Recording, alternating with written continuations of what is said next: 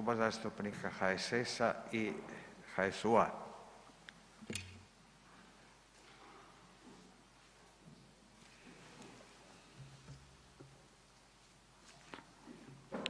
Izvolite kolega.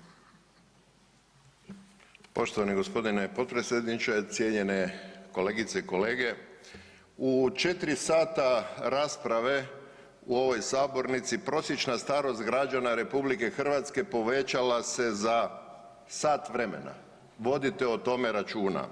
Kolegice i kolege, svakoga dana zbog starenja između ostalog raste broj blokiranih, starijih, bolesnih građana i osoba s invaliditetom koji žive u višekatnim stambenim zgradama bez lifta, blokiranim i zatočenim u svojem najužem životnom prostoru.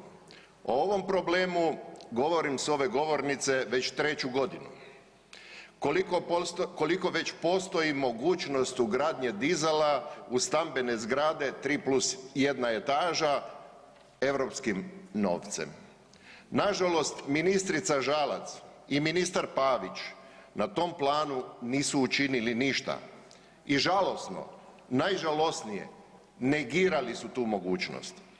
Novoj sam ministrici, gđi. Nataši Tramišak, postavio zastupničko pitanje s porukom da očekujem da će se ovaj problem urbane Hrvatske početi rješavati europskim novcem s obzirom na to da je ministrica vrlo upućena u mogućnosti financiranja tih projekata i upravo tim novcem.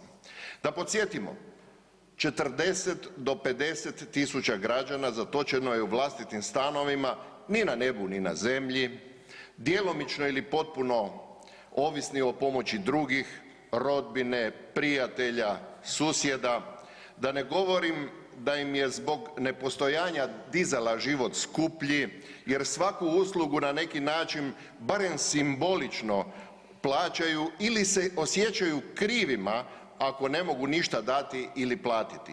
Gradske službe puno su neučinkovitije zbog toga, sanitet, hitna pomoć, razni servisi. Samo ću vam prenijeti 3 svjedočanstva. Obitelji s malom djecom zaključavaju na stubištima kolica da ih svaki dan ne tegle gore, a to je možda najljepše i najlakše. Bolesne roditelje se na leđima nosi do automobila i vozi negdje na pregled. A prava noćna mora po riječima ljudi koji su u toj situaciji je kad vam je perilica za rublje odradila svoje ili kad je morate spustiti prizemno da je serviser uzme u svoj kombi i odveze u servis. To je prava noćna mora po svjedočanstvima tih ljudi.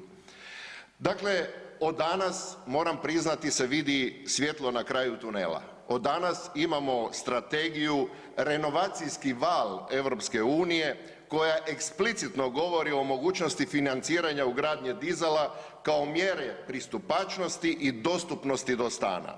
Očekujem da se kao zajednica, kao društvo organiziramo i objeručke prihvatimo i iskoristimo ovu mogućnost. Očekujem da se organiziraju proizvođači dizala, serviseri, očekujem da se projektiranje, prijave projekata, upravljanje decentralizira. Da ovu problematiku rješavaju specijalizirane ekipe po velikim gradovima i gradovima, dakle tamo gdje problem postoji jer mislim da Ministarstvo regionalnog razvoja i europskih fondova nema interesa baviti se sa pojedinačnim projektima vrijednosti prosječno 30.000 eura, niti imaju ljudskih resursa, niti je to, da oprostite, logično da se time bave. Želim biti optimist i vjerovati da ćemo ovoga puta uspjeti konačno, ali apeliram na sve, baš na sve da dignu svoj glas i građane i stanare i zatočene starije, bolesne i osobe sa invaliditetom i njihove susjede i udruge, naročito gradonačelnike koji moraju biti svjesni uvjeta u kojem žive njihovi građani, molim ih da dignu i apeliram da dignu svoj glas za povećanje kvaliteta kvalitete i digniteta života svojih sugrađana, naročito starijih, bolesnih i osoba s invaliditetom i za kvalitetu života mladih ljudi s malom djecom.